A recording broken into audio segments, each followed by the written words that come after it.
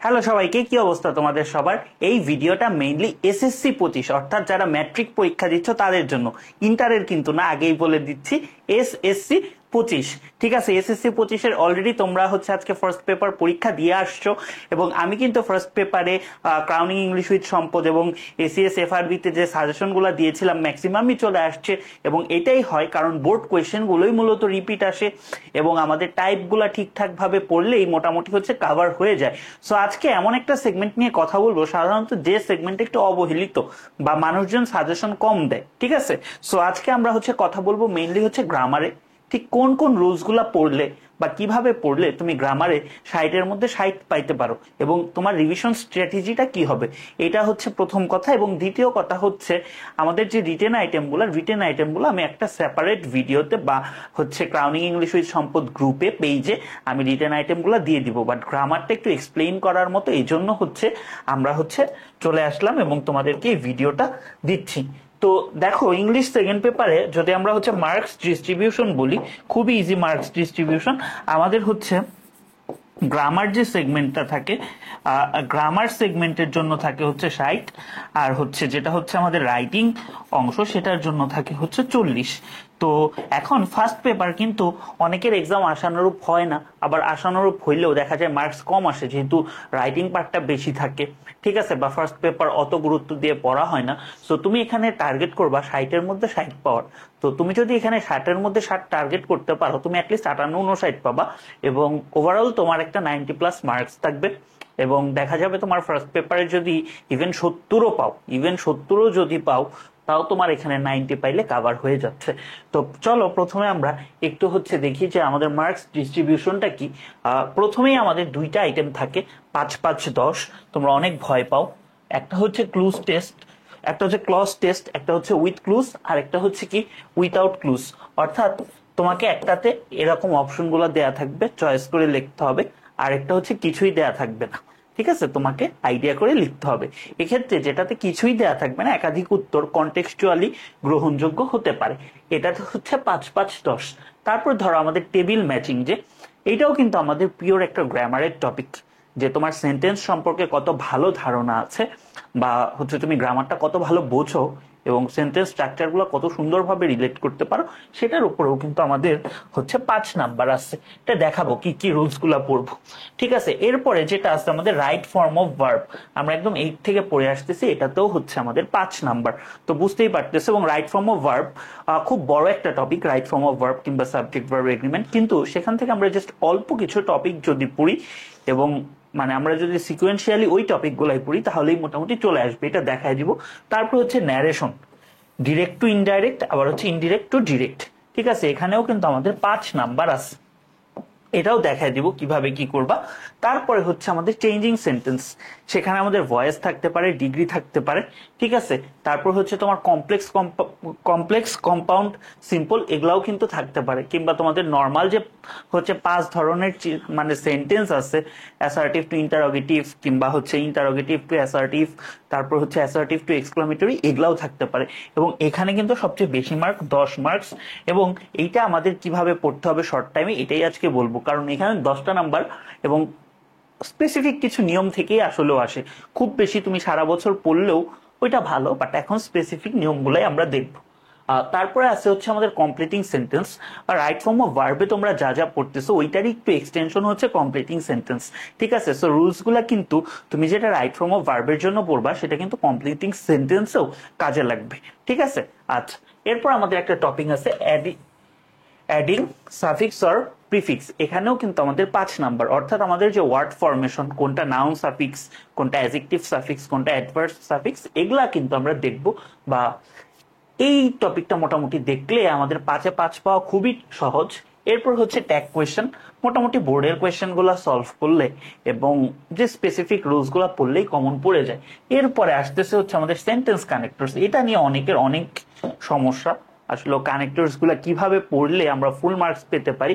প্রথমে একটা কথা বলে রাখি, কানেক্টরস এক একজনের উত্তর এক একটা হতে পারে।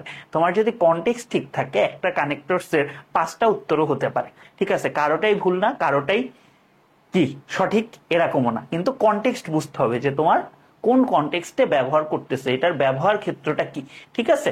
তো ধরো কোনো কানেক্টরস দিয়ে আমাদের এক্সাম্পল বোঝায়, তো তুমি সেখানে ফর এক্সাম্পল লিখলেও রাইট, তোমার এক ফ্রেন্ড যদি সাচ এস লেখে সেটাও রাইট, আবার কেউ যদি ফর ইনস্ট্যান্স লেখে সেটাও রাইট, অ্যাজ এন ইলাস্ট্রেশন লিখলেও রাইট, যদি কনটেক্সটের সাথে মিলে তাইলে সবই রাইট। ঠিক আছে, সো এটাও আমরা দেখবো। এবং সবচেয়ে ইজি টপিক হচ্ছে আমাদের পাঞ্চুয়েশন, এটাতেও আমাদের 5 নাম্বার। সো ওভারঅল যদি আমরা বলি প্রত্যেকটাতেই আমাদের 5 নাম্বার, বাট এখানে আমাদের হচ্ছে চেঞ্জিং সেন্টেন্স যেটা ভাইয়া, চেঞ্জিং সেন্টেন্সে হচ্ছে আমাদের 10 নাম্বার। ঠিক আছে, সো এখানে আমাদের একটু বেশি গুরুত্ব দেওয়া লাগবে। এখন চলে আসো আমরা টপিক বাই টপিক কথা বলি। রিটেনটা নিয়ে আমি হচ্ছে সেপারেট ভিডিও দিব, আলাদা ভিডিও, অথবা আমি হচ্ছে আরেকটা কাজ করতে পারি, আমি হচ্ছে গ্রুপে, এই যে আমাদের যে গ্রুপটা ক্রাউনিং ইংলিশ উইথ সম্পদ, এখানে আমি হচ্ছে পোস্ট করে দিব যে রিটেন কোন কোন আইটেমগুলা ইম্পর্টেন্ট। ঠিক আছে, যদি ভিডিও বানানোর সময় না পাই তাহলে হচ্ছে আমি পোস্ট করে দিব। আচ্ছা চলো আমরা হচ্ছে দেখি। এখন গ্রামার পার্টের মধ্যে ফার্স্টেই থাকে হচ্ছে ক্লজ টেস্ট। ক্লজ টেস্ট হচ্ছে আমাদের দুই রকম। ক্লজ টেস্ট হচ্ছে আমাদের দুই রকম, একটা হচ্ছে উইথ ক্লুজ, একটা হচ্ছে আমাদের উইথাউট ক্লুজ। আচ্ছা, যেটা হচ্ছে উইথ ক্লুজ সেখানে হচ্ছে তোমার এরকম অপশন দেয়া থাকবে, এখানে তোমার নিয়ে নিয়ে বসাইতে হবে। ঠিক আছে, সো এইটা ভালোভাবে পারার জন্য আমাদের কয়েকটা আইটেম মাথায় রাখতে হবে। প্রথম হচ্ছে আমাদের এখানে আর্টিকেল বসতে পারে। আর্টিকেল তো আমরা জানি, তো অ্যানালাইসিস করে দেখা গেছে দা থেকে সবচেয়ে বেশি প্রশ্ন আসছে। সো দায়ের ব্যবহারগুলো একটু ভালোভাবে পড়বা, এ থেকেও আসছে, এন থেকে কম আসছে। সো আর্টিকেলে এই ব্যবহারগুলো যখন রিভাইজ দিবা, দাঁতটা আগে পড়ে নিবা, তারপরে এ অথবা এন এরটা পড়বা। তারপরে আমাদের ক্লজ টেস্ট পারতে হইলে প্রিপোজিশনের ব্যাপারে খুব ভালো একটা আইডিয়া রাখতে হয়। ঠিক আছে, এখন প্রিপোজিশন তো ভাই অনেক আছে, কোনগুলা পড়বো? এই যে এখানে যে স্টার মার্কস যেভাবে দেওয়া, স্লাইডটা তোমাদের সাথে শেয়ার করে দিব। সো এই জিনিসগুলাই আমরা মোটামুটি দেখবো, এগুলা জাস্ট ব্যবহারগুলো একবার দেখে যাব। তুমি সারা বছর যে টিচারের কাছে পড়ছো বা যে বই থেকে পড়ছো, জাস্ট একবার গো থ্রু করবা। তারপর ধরো আমাদের ক্লজ টেস্টে অ্যাপ্রোপ্রিয়েট প্রিপোজিশনও আসে। অ্যাপ্রোপ্রিয়েট প্রিপোজিশন তো ভাই একটা মহাসমুদ্র। তুমি কি পড়বা? তুমি জাস্ট হচ্ছে এই স্লাইডে যে কয়টা আছে সেটা পড়বা, আর হচ্ছে শেষ 5 বছরে যা আসছে, ঠিক আছে, শেষ 5 বছরের প্রশ্নটা পড়ে যাবে, এর বাইরে আপাতত পড়ার প্রয়োজন নাই। ঠিক আছে, আচ্ছা চলো আমরা সামনে যাই। তারপরে হচ্ছে ভার্বের আমাদের কিছু গঠন আছে, যে ক্লজ টেস্ট ভার্ব রিলেটেড টপিকগুলা থেকে কিভাবে আসতে পারে। ধরো আমাদের হচ্ছে টু প্লাস ভার্বের বেস ফর্ম মানে কি, এটা হচ্ছে ইনফিনিটিভ। তারপরে ধরো আমাদের হচ্ছে ভার্বের সাথে আইএনজি যখন হচ্ছে নাউনের মতো কাজ করে তখন সেটা কি হয়ে যায়, তখন সেটা হয়ে যায় জেরান্ট। আবার যখন ভার্ব প্লাস আইএনজি অ্যাডজেক্টিভের মতো কাজ করে এটা আমার কি হয়ে যায়, পার্টিসিপল। এই ব্যাপারগুলো কিন্তু আশা করি তোমরা পড়ছো, না পড়লেও ঘাবড়ানোর কিছু নাই, তোমরা জাস্ট এই রুলসগুলো একবার দেখবা। বা ট্রানজিটিভ ভার্ব, ইনট্রানজিটিভ ভার্ব, এগুলার যে টুকটাক ব্যবহার, এগুলা মোটামুটি দেখলেই হয়ে যাবে। তারপর ধরো আমাদের এই ক্লজ টেস্টে আবার কিছু ফ্রেজও আছে, সেই ফ্রেজগুলোও ইম্পর্টেন্ট। এখন তো ভাই তোমার ফ্রেজগুলো পড়ার টাইম নাই, তুমি জাস্ট স্লাইডের এগুলা একবার দেখে যাবা, এগুলা মোটামুটি দেখলেই হয়ে যাবে। এখন যদি তোমাকে মেইন কথা বলি যে ভাইয়া এগুলা তো আমার মানে মোটামুটি প্রিপারেশন নিলাম, বাট আমার মেইন প্রিপারেশনটা কি হবে? Cloze test with clues, without ক্লুজের আমার মেইন প্রিপারেশনটা কি হবে? ঠিক আছে, মেইন প্রিপারেশনটা কি? মেইন প্রিপারেশনটা ভাইয়া প্র্যাকটিস। মেইন প্রিপারেশনটা প্র্যাকটিস। প্র্যাকটিস কত থেকে করব? 2016 থেকে চেষ্টা করব 2024 পর্যন্ত করার। কেউ যদি একদমই না পারো 2018 থেকে অ্যাটলিস্ট শুরু কইরো। তো আমি যখন হচ্ছে তোমাদের সময় পড়তাম বা প্র্যাকটিস করতাম, তখন মানে আমার দাগানো থাকতো যে আচ্ছা এই জিনিসটা করতে গিয়ে বা এই প্রশ্নটাতে আমার সমস্যা আছে, হয়তো একটা মার্ক করা থাকতো এইভাবে বা একটা স্টার চিহ্ন দেওয়া থাকতো। সো আমি ওই স্পেসিফিক জিনিসগুলাই জাস্ট পরীক্ষার আগে দেখতাম।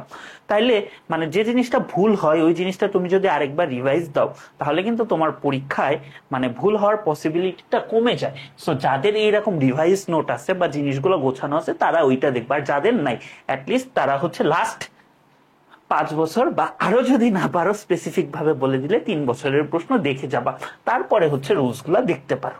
আচ্ছা, এরপরে আছে হচ্ছে আমাদের সাবস্টিটিউশন টেবিল। আর সাবস্টিটিউশন টেবিল তোমার পারতে গেলে তোমার হচ্ছে কিসের ব্যাপারে আইডিয়া লাগবে বলো তো? তোমার হচ্ছে এই যে এরকম কি তোমাদের 3টা বক্স দেওয়া থাকে না, এরকম 3টা বক্স দেওয়া থাকে, এবং তোমাদের কি সেন্টেন্স স্ট্রাকচার সম্পর্কে ভালো আইডিয়া দরকার, সেন্টেন্স স্ট্রাকচার সম্পর্কে ভালো আইডিয়া দরকার। এখন আশা করি তোমরা এটা পড়ছো, বাট যদি না পড়ো অ্যাটলিস্ট হচ্ছে লাস্ট 5 বছরের প্রশ্নটা যেভাবে বললাম সেটা একবার শেষ করবা। ঠিক আছে, শেষ করবা।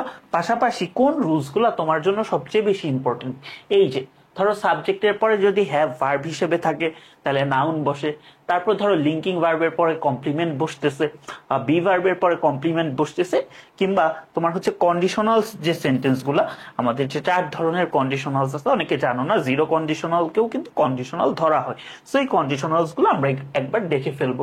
তারপর টেন্স ভয়েস রিলেটেডও টুকটাক প্রশ্ন আসতে পারে, এগুলা তো আমরা পড়বই। তো এইভাবে সাবস্টিটিউশন টেবিলটা পড়লেই হয়ে যাবে। এরপরে আসো আমাদের রাইট ফর্ম অফ ভার্ব। অনেকেই আমি হচ্ছে এফআরবিতে কমেন্ট করছো যে ভাইয়া রাইট ফর্ম অফ ভার্বটা পারি না, এই ক্ষেত্রে তোমার অ্যাপ্রোচ কি হবে? খুব সহজ অ্যাপ্রোচ ভাইয়া।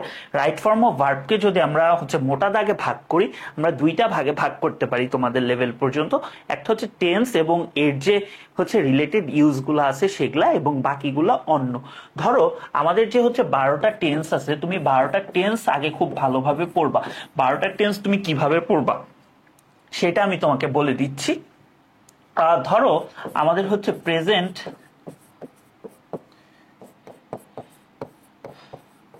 ইনডেফিনিট টেন্স বা প্রেজেন্ট সিম্পল টেন্স, এইটা হচ্ছে আমরা পড়ব। তো এই ক্ষেত্রে আমরা কোন অ্যাপ্রোচটা নিব? প্রথমে আমরা এটার কনটেক্সটটা জানবো, অর্থাৎ এটা কোথায় ব্যবহৃত হয় সেটা জানবো। যে ধরো আমাদের ঐতিহাসিক ঘটনা বোঝাইতে, চিরন্তন সত্য বোঝাইতে, ডেইলি অ্যাক্টিভিটি বোঝাইতে আমাদের প্রেজেন্ট ইনডিফিনিট টেন্সটা ব্যবহৃত হয়। তারপরে হচ্ছে আমরা স্ট্রাকচারটা জানবো। যেহেতু তোমরা ভয়েসটা পড়তেছো এবং ভয়েসটা তোমাদের সিলেবাসে আছে, এখানে আমরা 2 রকমের স্ট্রাকচারটা জানবো। ঠিক আছে, 2 রকমের আমাদের স্ট্রাকচার থাকবে। একটা হচ্ছে এই প্রেজেন্ট ইনডিফিনিট টেন্সের অ্যাক্টিভ স্ট্রাকচার, আরেকটা হচ্ছে আমাদের প্যাসিভ স্ট্রাকচার। আচ্ছা থাকলো ভাইয়া। তারপরে আমরা এই রিলেটেড কিছু এক্সাম্পল দেখলাম এবং এই রিলেটেড কিছু বোর্ড কোয়েশ্চেন দেখলাম। আমি কিন্তু ক্লাসে এইভাবেই পড়াই। সো যেহেতু তোমাদের আসলে ওইভাবে 9-10 পড়ানো হয় না, বা আমি 9-10টা পড়াই না, মেনলি ইন্টারেই পড়াই, বাট এই অ্যাপ্রোচটা তোমরা ফলো করতে পারো, এইটা দেখতে পারো, বা বইগুলা থেকে একটু সুন্দরভাবে দেখে নিতে পারো। এবং লাস্ট 5 বছরের প্রশ্ন কিন্তু আবশ্যক, লাস্ট 5 ইয়ার্স এর প্রশ্ন মানে এটা দেখতেই হবে ভাই, এটার কোনো মাফ নাই। দেখা যাবে এসএসসিতে যে কাজটা হয়, 2 বছর আগে হয়তো রাজশাহী বোর্ডে একটা প্রশ্ন আসছিল, সেটা ঠিক 2 বছর পরে দিনাজপুর বোর্ডে সেম প্রশ্নটাই তুলে দিয়েছে একটু চেঞ্জ করে। সো এই ব্যাপারটা আমরা খেয়াল রাখবো। এইটা একটা হচ্ছে গেল। এবং এই টেন্স গুলা শেষ করার পরে আমাদের কিছু কমন টপিক থাকে। ধরো হচ্ছে কন্ডিশনালস এর যে 4টা স্ট্রাকচার, কন্ডিশনালস গুলা একটু দেখতে পারো, বা আমাদের হচ্ছে এন্ড এর যে ব্যবহারগুলো আছে সেগুলা দেখতে পারো। ঠিক আছে, তারপরে হচ্ছে আইদার অর নাইদার নর, এইটা ওয়ান অফ দার ব্যবহারগুলা মেইনলি তুমি হচ্ছে এই যে ভাইয়া স্লাইডটা আছে, তুমি এই স্লাইডটা দেখে রাখতে পারো। আবার একটা জিনিস, প্রোভার্ব থেকেও কিন্তু টুকটাক প্রশ্ন আসে, এবং এই প্রোভার্বটা তোমার সবচেয়ে বেশি কাজে লাগবে হচ্ছে কমপ্লিটিং সেন্টেন্সে। তো এই ক্ষেত্রে যেগুলা বোর্ডে আসছে সেই প্রোভার্বস গুলার আশা করি যারা পড়ছো এতদিন তাদের একটা লিস্ট থাকা উচিত, যে বোর্ডে এই প্রোভার্ব গুলো আসে বা যে কোনো বইতেই পাবা, এইটা একটু দেখে নিবা। ঠিক আছে, আচ্ছা চলো। এখন আশা করি রাইট ফর্ম অফ ভার্বে তোমাদের আর কোনো প্রবলেম থাকবে না। এরপরে আমরা হচ্ছে দেখবো ন্যারেশন। ন্যারেশন খুবই সহজ। তো ন্যারেশন আমাদের হচ্ছে 2 ভাবে প্রশ্ন আসতে পারে। ঠিক আছে, একটা হচ্ছে আমাদের ডিরেক্ট টু ইনডিরেক্ট, এইটাই আমাদের বেশি আসে। ঠিক আছে, এইটাই আমাদের বেশি আসে, এবং যতগুলা বোর্ড ধরে নাও এইটাই আসবে, বাট কিছু কিছু বোর্ডে একটু উল্টাটাও চলে আসতে পারে। ধরো ইনডিরেক্ট থেকেও আমাদের ডিরেক্ট চলে আসতে পারে। এখন তাহলে কথা হচ্ছে ভাই এটা কি করব? প্রথম কথা হচ্ছে লাস্ট 5 বছরের প্রশ্ন প্র্যাকটিস করব, এবং এখানে আমরা যদি ডিরেক্ট থেকে ইনডিরেক্ট ভালোভাবে পারি তাইলে ইনডিরেক্ট থেকে ডিরেক্ট আমরা পেরে যাব। সো এই ক্ষেত্রে আমরা কয়েকটা জিনিস দেখব যে আমাদের খুব ভালোভাবে যদি আমরা রিভাইজ দিতে চাই আমাদের কয়েকটা জিনিস দেখতে হবে। আমাদের টেন্সের পরিবর্তনগুলা কিন্তু ভুল করা যাবে না। হ্যাঁ, টেন্সের পরিবর্তনগুলা কিন্তু খুব বেশি গুরুত্বপূর্ণ। যে ধরো এ পাশে হচ্ছে তোমার প্রেজেন্ট ইনডিফিনিট টেন্স থাকলে ওই পাশে কি হচ্ছে, বা পারফেক্ট টেন্স থাকলে আমাদের কি হচ্ছে, কোন ক্ষেত্রে আমাদের টেন্সের পরিবর্তন হচ্ছে কিনা, এইটা আমাদের সবচেয়ে বেশি ইম্পর্টেন্ট এসএসসি লেভেলে, এইটা ভুল করা যাবে না। তারপরে হচ্ছে আমরা পার্সনের পরিবর্তনগুলা দেখে নিব যে কিভাবে পার্সনের পরিবর্তনগুলো হয়। এই টেন্স আর পার্সন সবচেয়ে বেশি ইম্পর্টেন্ট। তোমরা হচ্ছে ভয়েস এবং ন্যারেশনের মধ্যে টেন্সের পরিবর্তনটা ঠিকভাবে করতে পারো না, ভয়েসেরটা করে ফেলো ন্যারেশনে, ন্যারেশনেরটা করে ফেলো ভয়েসে। সো আমি সাজেস্ট করব টেন্সের পরিবর্তনটা পাশাপাশি লিখবা। একটা হচ্ছে ভয়েসের ক্ষেত্রে লিখবা এক পাশে, এক পাশে লিখবা ন্যারেশনের জন্য, তাইলে তুমি হচ্ছে পার্থক্যগুলা বুঝতে পারবা। ঠিক আছে, সো এই কাজটা করবা, এটা খুব কাজে লাগবে। ঠিক আছে, আচ্ছা, পার্সনের পরিবর্তনগুলা দেখবা। তারপর বিভিন্ন অ্যাডভার্ব যে আছে, অর্থাৎ সময় নির্দেশক বা বিভিন্ন যে তোমার জিনিসপত্রগুলো আছে, এই অ্যাডভার্বের পরিবর্তনগুলো একবার রিভাইজ দিবা। এই কাজগুলা করার পরে তুমি সেন্টেন্স ভিত্তিক ভাবে একবার দেখতে পারো যে তোমার হচ্ছে এক্সক্লামেটরি, ইম্পারেটিভ কিংবা ইন্টারোগেটিভ থেকে তোমার সবচেয়ে বেশি কোয়েশ্চেন আসছে ন্যারেশনে। সো কিভাবে করে এটা তো জানোই। সো এই নিয়মগুলো একটু দেখবা। এবং সবচেয়ে বেশি ইম্পর্টেন্ট হচ্ছে আমাদের ন্যারেশন কিন্তু ছাড়া ছাড়া আসে না। অর্থাৎ আমাদের ন্যারেশন কি আসে বলতো? আমাদের ন্যারেশন আসে হচ্ছে প্যাসেজ ন্যারেশন, অর্থাৎ একটা প্যাসেজ দেয়া থাকবে। তাইলে প্যাসেজ ন্যারেশনের নিয়মগুলা কিন্তু সবচেয়ে বেশি ইম্পর্টেন্ট। ধরো দুইটা অ্যাসার্টিভ সেন্টেন্স থাকলে তাদেরকে কিভাবে কানেক্ট করবা, স্যার থাকলে সেটাকে কিভাবে ইন্টারপ্রেট করবা, ম্যাডাম থাকলে কিভাবে করবা। ঠিক আছে, সো এই জিনিসগুলো দেখবা। একটা অ্যাসার্টিভ সেন্টেন্সের সাথে একটা ইন্টারোগেটিভ সেন্টেন্স থাকলে তাদের মধ্যে কি ওয়ার্ড তুমি ইউজ করবা, এই জিনিসগুলো একবার রিভাইজ দিয়ে ফেলবা। কারণ প্যাসেজ ন্যারেশনে কিন্তু তোমার একটা হলিস্টিক নাম্বার দেয় যে তুমি কত ভালো লিখতেছো, তার চেয়ে ভালো হচ্ছে তুমি কত সুন্দরভাবে জিনিসটাকে এক্সপ্রেস করতে পারতেছো, কত সুন্দরভাবে লিখতে পারতেছো। সো এইটা আমরা একটু খেয়াল রাখবো। ঠিক আছে, এবং আমাদের কি লাস্ট 5 বছরের প্রশ্ন,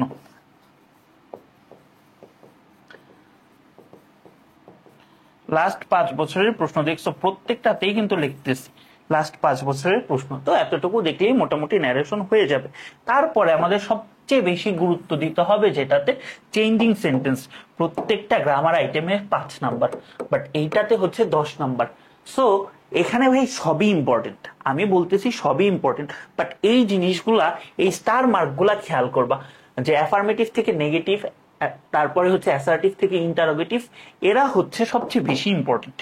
এরা হচ্ছে কি ভাইয়া সবচেয়ে বেশি ইম্পর্টেন্ট। আবার ধরো অ্যাসার্টিভ থেকে এক্সক্লামেটরিটাও ইম্পর্টেন্ট, ডিগ্রিটা মোটামুটি ইম্পর্টেন্ট, সিম্পল কমপ্লেক্স কম্পাউন্ডটা ইম্পর্টেন্ট। সো এইটা পড়ার জন্য আমি কিন্তু একদম স্টুডেন্টদেরকে একদম শুরু থেকে একটা কথা বলি যে এই টপিকটার জন্য আমাদের কি বানাইতে হবে, একটা রিভাইজ ম্যাটেরিয়াল বানাইতে হবে। তো আশা করি তোমাদের রিভাইজ ম্যাটেরিয়ালটা আছে, বা তোমাদের কাছে যে বইগুলা আছে বইগুলাতেও হচ্ছে পেয়ে যাওয়া উচিত। তো রিভাইজ ম্যাটেরিয়ালটা কিরকম, ধরো এইটা একটা আমাদের ছক। ঠিক আছে, এইটা আমাদের একটা ছক। এই যে এখানে তোমার থাকবে হচ্ছে সিম্পল, এখানে তোমার থাকবে হচ্ছে কমপ্লেক্স, এখানে থাকবে হচ্ছে তোমার কম্পাউন্ড। তো এরকম যদি থাকে এখানে তুমি কি বসাবা বলো তো? এখানে তুমি হচ্ছে স্ট্রাকচারটা লিখবা, স্ট্রাকচারটা এখানে তুমি একটা করে এক্সাম্পল লিখবা, স্ট্রাকচার সেন্টেন্স। ঠিক আছে, এইভাবে হচ্ছে তুমি সিম্পল কমপ্লেক্স কম্পাউন্ডেডটা করতে পারো, ডিগ্রিটা করতে পারো, কিংবা এটাকেও করতে পারো, অর্থাৎ জিনিসটাকে কম্প্যাক্ট করে নিয়ে আসতে পারো, ছোট করে নিয়ে আসতে পারো, এবং ওইটাই জাস্ট রিভাইজ দিবা এবং লাস্ট 5 বছরের প্রশ্নটা দেখবা। তাইলেই মোটামুটি বলা যায় হয়ে যাবে। ঠিক আছে, আচ্ছা, এরপরে আসো আমরা হচ্ছে ভয়েসে যে ভয়েসে আমরা কি দেখবো, এটা কিন্তু খুবই ইম্পর্টেন্ট। হ্যাঁ, আচ্ছা, ভয়েসের ক্ষেত্রে কয়েকটা বিষয় আমি কিন্তু প্রথমেই হচ্ছে দেখতে বলবো, সেটা হচ্ছে টেন্সের পরিবর্তন। তোমাদেরকে আমি কি সাজেস্ট করছি একটু আগে, টেন্সের পরিবর্তন ভয়েস এবং ন্যারেশনেরটা পাশাপাশি রাখবা। ধরো এইটা হচ্ছে ভয়েস, এইটা হচ্ছে ন্যারেশন, সেম টেন্সের পরিবর্তনটা দেখবা। ঠিক আছে, আরেকটা জিনিস তোমার ভয়েসের ক্ষেত্রে মাথায় রাখতে হবে, সেটা হচ্ছে প্রিপোজিশনের ব্যবহার। প্রিপোজিশনের ব্যবহার কেন প্রিপোজিশনের ব্যবহার? ধরো আমরা সব ক্ষেত্রেই বাই দিই, বাট সব ক্ষেত্রে কিন্তু বাই হয় না, কোথাও উইথ হইতে পারে, ইন হইতে পারে, ওই স্পেসিফিক জায়গাগুলো আমরা খেয়াল রাখবো। এবং আমাদের সবচেয়ে ইম্পর্টেন্ট হচ্ছে present indefinite, past indefinite, continuous, modal auxiliary, complex sentence, অথবা এজেন্ট ছাড়া আমাদের যে প্যাসিভ ভয়েস গুলা করতে হয় সেগুলা। সো এটা মোটামুটি একবার রিভাইজ দিব এবং লাস্ট 5 বছরের কোশ্চেন দেখলেই এটা তোমার এনাফ হয়ে যাবে। এরপরে আসো আমাদের কমপ্লিটিং সেন্টেন্স। তো আমি যখন হচ্ছে এইচএসসি তে পড়াই, একটা কথা কিন্তু সবসময় বলি যে আমাদের এইচএসসি তে 3টা টপিক আছে, special use, completing sentence, right form of verb, 3টা আমি একদম টানা পড়াই। কারণ এই 3টা জিনিস আসলে একই, জাস্ট কোয়েশ্চেন আসার পদ্ধতিটা ভিন্ন। সো তুমি যদি রাইট ফর্ম অফ ভার্বটা ঠিকভাবে পড়ো তাহলে তোমার কমপ্লিটিং সেন্টেন্সটা কাভার হয়ে যাবে।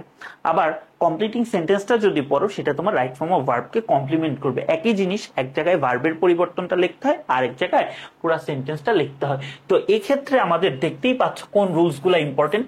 টেন্সের রুলসগুলো আমরা অবশ্যই পড়বো, এছাড়া আমাদের কন্ডিশনালসটা পড়বো, তারপর রিলেটিভ প্রোনাউনটা পড়বো, তারপর হচ্ছে ওই যে নো সুনার হ্যাড, ঠিক আছে, এই যে রুলস গুলো আছে, অ্যাজ সুন অ্যাজ, এগুলা লিস্টের ব্যবহারটা দেখবো, ঠিক আছে, bye, so that, in order that, unless, though, all though, so dot dot dot that, so dot নাই দ্যাট, ঠিক আছে, উড রেদার, উইশ, এই ব্যবহারগুলো মোটামুটি আমরা একবার দেখে গেলেই আমাদের কমন পড়ে যাবে। সো এখানে যে রুলস গুলো আছে আমি তোমাদেরকে হচ্ছে ইউটিউবের ডেসক্রিপশন বক্সে এটা দিয়ে দিব, তোমরা একটু চেক করে নিবা।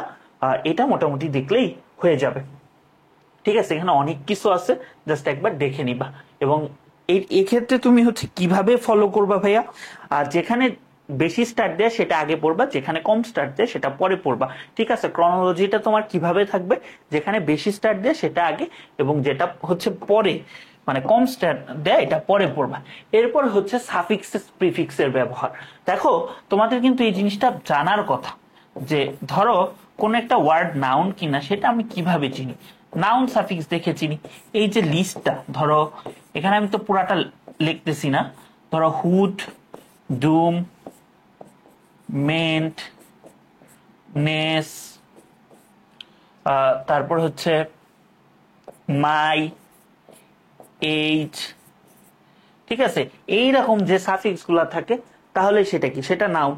আবার অ্যাডজেক্টিভের ক্ষেত্রে আছে ইফ, ফুল, আর, ঠিক আছে, ভার্বের ক্ষেত্রে আছে। সো এগুলা পড়বো এবং কনটেক্সট অনুসারে, আমাদের এখানে কনটেক্সটটা খুবই ইম্পর্টেন্ট, আমাদের সিচুয়েশন বা কনটেক্সটটা খুবই ইম্পর্টেন্ট। কনটেক্সট অনুসারে মোটামুটি আমরা এই লিস্টটা জেনে রাখবো, মাথায় রাখবো, এবং কনভার্সন গুলা দেখবো, নাউন থেকে কিভাবে অ্যাডজেক্টিভে নেয়, অ্যাডজেক্টিভ থেকে কিভাবে নাউনে নেয়, জাস্ট এই জিনিসগুলো দেখলেই আমাদের এখানে মার্কস পাওয়া খুবই খুবই সহজ। তো এখানে আমাদের সাফিক্স প্রিফিক্স দেওয়া আছে, এখানে কিছু প্রিফিক্স দেওয়া আছে, আসলে এখানে হচ্ছে প্রিফিক্স প্লাস সাফিক্স দুইটা দেওয়া আছে, যেগুলো সবচেয়ে বেশি আসে। ধরো বি, তারপর হচ্ছে ডিস, ইন, এগুলা বেশি আসে। সো এগুলা আমরা একটু দেখে নিব। ধরো এল ওয়াই, লাস্টে এল ওয়াই থাকলে সেটা অ্যাডজেক্টিভও হইতে পারে, সেটা অ্যাডভার্বও হইতে পারে। নাউনের সাথে এল ওয়াই যুক্ত হলে সেটা অ্যাডজেক্টিভ, অন্য ক্ষেত্রে সেটা অ্যাডভার্ব। এই জিনিসগুলো আমরা হচ্ছে দেখবো। এরপরে আসতেছি আমরা হচ্ছে ট্যাগ কোশ্চেনে। ট্যাগ কোশ্চেন আসলে প্র্যাকটিস বেসড, এটা টোটালি প্র্যাকটিস বেস। ভালোভাবে আমরা বোর্ড কোয়েশ্চেন গুলা দেখবো, বোর্ড কোয়েশ্চেন গুলা দেখলে এখানে খুব ভালো একটা মার্কস পাওয়া পসিবল, এবং দেখা যায় ওগুলাই ঘুরে ফিরে রিপিট আসে। এছাড়াও যদি রুলস দেখতে চাও, অ্যাফার্মেটিভ, নেগেটিভ, ইম্পারেটিভেরটা সবচেয়ে বেশি দেখবা, হু দিয়ে থাকলে দেখবা, নেগেটিভ, ইম্পারেটিভ, কমপ্লেক্স, এই কয়েকটা রুলস খুব ভালোভাবে দেখবা, বাকিগুলাও দেখবা, বাট এখানে গুরুত্বটা বেশি দিবা। আশা করি এগুলা মোটামুটি দেখলেই চলে আসবে। আর 5 বছরের কোয়েশ্চেন তো আমরা সলভ করবই, 5 বছরেরটা তো আমরা সলভ করবই। এরপরে আসতেছে হচ্ছে আমাদের কানেক্টরস। এটা নিয়ে অনেক কমপ্লেন। কানেক্টরস আসলেও কি টাইপ ভিত্তিক পড়তে হয়। ধরো এক্সাম্পল দেওয়ার জন্য কোন কানেক্টরস গুলা ইউজ করে, এইটা তোমার একটা টাইপে পড়তে হবে, ঠিক আছে। তুমি খুঁজে বের করবা, বা তুমি যদি পড়ে থাকো এইভাবে টাইপ ভিত্তিক তাহলে তো ভালোই। তারপর ধরো কানেক্টরস ফর শোয়িং কি কন্ট্রাস্ট, ধরো বৈপরীত্য বোঝাতে আমাদের দো, অল দো, ইভেন দো, ঠিক আছে, এগুলা ব্যবহৃত হয়। সো এই জিনিসগুলো আমাদের জানতে হবে। এইরকম টাইপ ওয়াইজ যদি আমরা একবার শেষ করি এবং প্র্যাকটিস করি লাস্ট 5 বছর, তাইলেই হয়ে যাবে। এবং এক্ষেত্রে একটা ইম্পর্টেন্ট ব্যাপার হচ্ছে একটার 3-4টা উত্তরও থাকতে পারে, সবগুলাই হবে, যে কয়টা থাকে যদি কনটেক্সটে মিলে সবগুলাই হবে। এই হচ্ছে আমাদের কানেক্টরস এর ব্যবহার। এখানে কিছু কানেক্টরস দেওয়া আছে, তোমরা একটু দেখে নিতে পারো, ঠিক আছে। আচ্ছা, তারপর আসো আমাদের সবচেয়ে সহজ পাঞ্চুয়েশন, এটা এমনিই দেয়। পাঞ্চুয়েশনের ক্ষেত্রে অনেক ধরনের পাঞ্চুয়েশন আছে, আমার দেখার কোনো দরকার নেই। এখানে যে 5-6টা আছে, full stop, comma, question mark, exclamatory, apostrophe, quotation mark, আর হচ্ছে ক্যাপিটালাইজেশন। ঠিক আছে, জাস্ট এতটুকু দেখবা, এতটুকু দেখলেই পাঞ্চুয়েশনে ফুল মার্কস পেয়ে যাবা। এই ছিল হচ্ছে আমাদের গ্রামারের টোটাল আলোচনা। সো যেভাবে বললাম ওই অ্যাপ্রোচটা একটু ফলো করো, লাস্ট 5 বছরের প্রশ্নগুলো সলভ করো, একবার রুলস গুলো গো থ্রো করো, তাহলে খুব ভালো হবে। এবং ফার্স্ট পেপার যাদের খারাপ হয়েছে তাদের জন্য এটা মূলত মেসেজ, যে তোমরা যদি একটু সেকেন্ড পেপারে ইফোর্ট দাও তাহলে কিন্তু তোমাদের এ প্লাসটা চলে আসবে, কারণ দুইটা মিলে কিন্তু হচ্ছে তোমাদের কত 60 নাম্বার। ঠিক আছে, তো খুব ভালোভাবে এসএসসি এক্সাম দাও। এসএসসি তে যতটুকু তোমাদের হেল্প করার কথা ছিল, আরো হেল্প করার কথা ছিল, হয়তো সময় সংকটের কারণে বা ডিরেক্টলি এসএসসি সেভাবে পড়ানো হয় না অনলাইনে, এজন্য হচ্ছে কথাবার্তা বলা হয় না। তোমরা আসো, 2 দিন পরে হচ্ছে কলেজ অ্যাডমিশনে তোমাদের সাথে দেখা হবে, তারপর হচ্ছে এইচএসসি তো দেখা হবে, এইচএসসি অ্যাডমিশনই তো মেইনলি পড়াই, সো তখন দেখা হবে। ঠিক আছে, সে পর্যন্ত ভালো থাকো সবাই, সবাই খুব ভালোভাবে এক্সাম দাও, বেস্ট অফ লাক।